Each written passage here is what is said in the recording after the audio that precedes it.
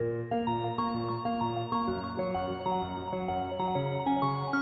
everybody, Brett Rice, coreVISION Financial Group, coming to you today with another video in our continuing financial education series where we talk about different financial topics. Today we're going to talk about budgeting, how to get started in budgeting.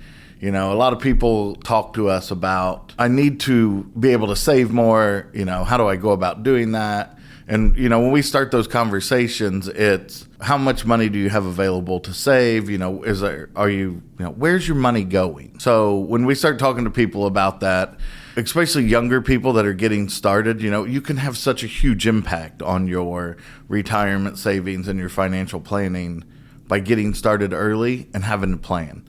So one of the things that we talk to them about often is, do you have a plan? Do you have a budget? I mean, if you have a dream without a plan is just a wish, as they say in The Little Prince. Andrea Lee likes to comment on that often.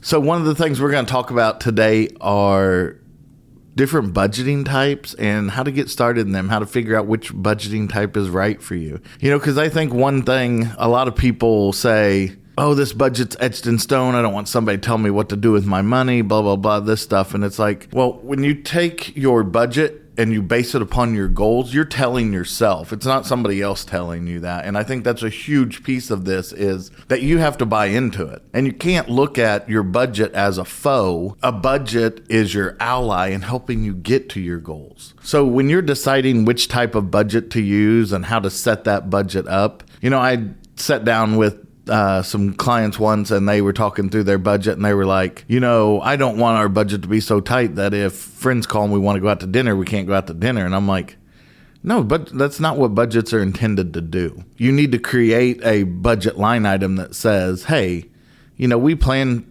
twice a month to go out to dinner with friends, and you just plan for that.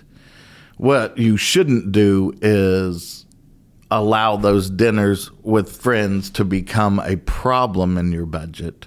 It's one thing to go out and have dinner with your friends twice a month and spend, X amount of dollars, and it already be accounted for in your budget and it not have an impact in your budget. And then the difference of that being friends call and you go out to dinner and you go spend a large sum of money on dinner, and then you have to make decisions on other line items in your budgets, saying this extra debt payment or, this regular utility bill or something's going to have to be skipped because of that. If that's the case, then yeah, don't go have the dinner with your friends. But there are many ways to get around those things. So we're going to talk through today how to get started budgeting, how to pick a budget. So one of the things we're going to talk about is when you get started with a budget, the first thing you need to do is set goals. I mean, what's your goal to having a budget? Is it, hey, we don't have an emergency fund, so we want to save some money to get to an emergency fund. So we're going to add a line item to our budget that's, that emergency fund. So for the next couple of months, you're going to save X amount of dollars to get your emergency fund to where you want it. Or, hey, I want to increase my retirement savings, so I need to find places where I can add additional funds to my retirement savings. The second thing you need to do after you prioritize your goals is to track your income. That's one of the first things when I talk to people is you probably need to spend 2 or 3 months just going back through your monthly expenses and saying which of these are needs, which of these are wants, which ones can be eliminated, which ones are, you have to have. Your mortgage, your car, your insurance, the ones that you have to have. When we would get started, we would say, here's your income, here's your set expenses. Now what's left over from that is discretionary that you have the ability to change and to impact bigger, right? First is understanding that and tracking your income and expenses. Because a lot of times people will say, I don't know where all of our money's going. So one of the first things you have to do is figure that out, is say, okay, look, we've spent, 2, 3, 4 months tracking our income and expenses. Now we have a real good idea where it goes. Hey, we overspend at Walmart. I'm putting a lot more money in gas than I thought I was, or, whatever that is. Youth sports, dinner with friends, whatever those things are. But once you have that understanding, then you understand the impact that those expenses have on your monthly budget. I think you're really starting to get somewhere, because then you're more aware of when you spend that money, what kind of impact it's having on your monthly budget. I think the next thing you need to do is categorize your expenses, break down your expenses into categories, distinguishing between, the fixed ones and the variable ones that I was just talking about when you start tracking those, so that, the fixed ones you account for, the variable ones, those are the ones where, they're going to fluctuate, whether it's, gas and utilities and at different times of the year being higher or lower, that you just need to account for. That's where a lot of times this conversation turns to, should you get on budget billing so then you know what it's going to be every month, and that helps, and some of that depends on whether your income is fixed or not. If you know you're only getting a certain amount every month, you don't have any variable in your income, then you might want to look at that and say, okay, we can stabilize this expenses if we get on budget billing for a couple of these bills that will help take the $50 gas bill during the summer that's $300 during the winter. Hey, I need to level that out just to help my budget. And then the thing we want to talk about is which budget you're going to want to use, right? Because there are a lot of different types of budgets. And I think that there's no one real right answer when people say, hey, what type of budgeting should I use? I think it really comes down to the person, and that person having spent some time educating themselves on the different types of budgets and saying, this is the one that really fits my need, my personality, my comfort zone. Because ultimately you're the person that has to follow this budget. So if you're not comfortable with how it works, and if you're not, hey, this really fits our lifestyle, it really fits the way we want to save, you're just not going to follow it. And so it's going to be a failure. So having the buy-in from the very beginning on the type of budget, because there are several different kinds. You can get into a zero-based budget to where you account for every dollar of income. You create categories that have dollar amounts in them, and you say, hey, this is for going out. It's $50 or whatever it is. You increase your savings to the point that at the end of the month, you're left over with $0. A lot of people like to use those. There's the envelope budget to where you put money in different categories in physical envelopes.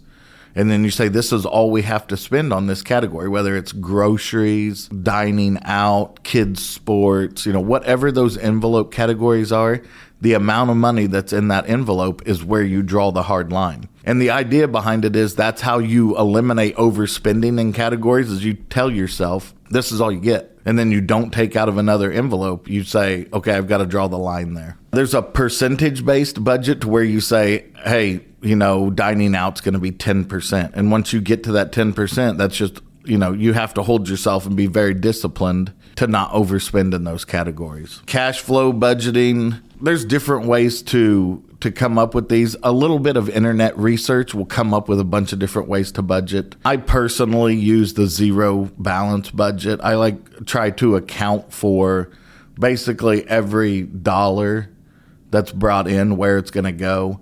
And basically what I do, when there's money left over at the end of the month, it is additional savings. If it says there's $14 left over at the end of the month, I take that money and move it into savings and just say, okay, that's the zero balance. There's nothing rolling over. When the paychecks come in, the checking account gets zeroed out, and then you move forward with all the new money. There's a bunch of different ways to do that. I track my budget in an Excel spreadsheet. I've showed that spreadsheet to a lot of people. It isn't for everybody to do it that way. A lot of people like to write theirs down.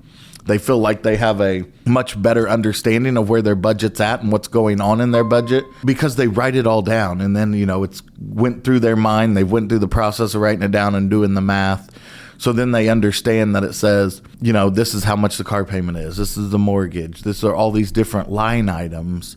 And so then they just feel like they have a much better idea for it. And then they run it like a check registry, adding and subtracting, whereas I use an Excel spreadsheet to do that. There are, hundreds of different Excel spreadsheets out there that you can use to track your budget. There are different banking apps and personal finance apps that you can use to do that. I think this is an ongoing process. It isn't like you start with the budget and then you stop educating yourself on the budget. You stop educating yourself on personal finance resources. I think it's a really big deal to, when you're getting started in this, you're researching all these different types of budgets. Because the one you may start with is going to evolve. I know the way the Excel spreadsheet is today that I use isn't the same as it was 4 years ago when I started using it, or 5 years ago, whatever it was. It's so much more detailed today than it was 4 or 5 years ago. I started out with wants, needs, and savings categories. And then today it's got 25 different line items that, you put. Using a zero-based budget, I put in a line item for my haircut. I put in line items for, kids' sports and my daughter's rent at college. And, all of those things are placed in a line item in the budget, and they're accounted for every month. So I think that this process is something, there's just so much information on the internet. There are a lot of personal finance people on social media that if you follow them, they have such great ideas. But I think it's super important for people to gather information from a bunch of different sources. So then that way you're not just getting one person's opinion on it. You can hear that somebody who uses a hybrid zero-based budget or an envelope budget, having money in an envelope on your kitchen counter may not be the best way to budget when your bills automatically come out of your checking account. So there's got to be some type of hybrid system in there across all of those. But I think the biggest point is educating yourselves and figuring out what are you the most comfortable with? What makes you able to sleep at night? A lot of people have a lot of stress from money. And I think a budget doesn't necessarily reduce all of that stress and anxiety, but it can give you a much better idea of where you need to focus, and if that's, hey, maybe I need to spend a little less money when I hang out with friends. Maybe I need to spend a little less money on kids' sports. There's a lot of opportunities in there for you to make improvements to your budget to help you achieve your goals. Now, you have to understand these are all based upon your goals, not somebody else's goals, your goals. And that's huge. If you say your goal is, hey, I want to retire 2 years earlier and it's going to require me to save another $150,000 in the next 20 years, then, that's what this thing is, aimed towards. The plan is for all of those things go in that direction. So I think that's huge. The reason why you're budgeting has to be your goal, your motivation, your direction, and then the discipline to follow it. And listen, it's not the end of the world if 1 month you say, hey, look, we had something popped up. We went and did this activity. We had an opportunity to go do something we don't normally do.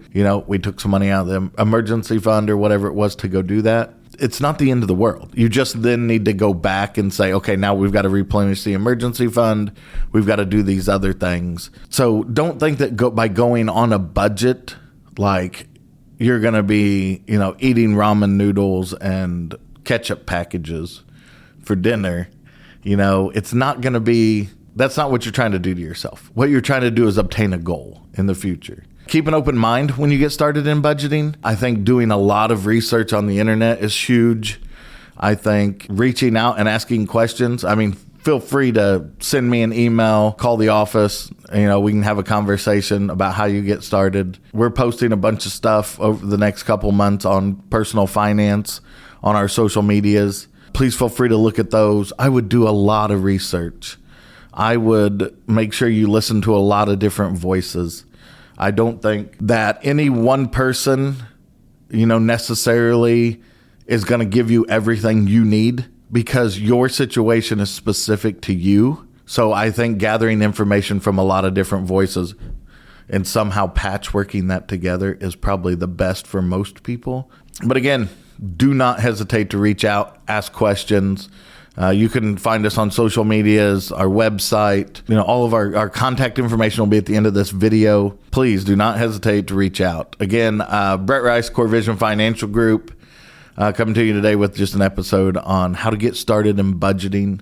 We're going to have some of these conversations over the next few months where we start talking about getting into budgeting, how you get started. We're going to, put some additional resources out there like Excel spreadsheets and some paper templates that just help people get started.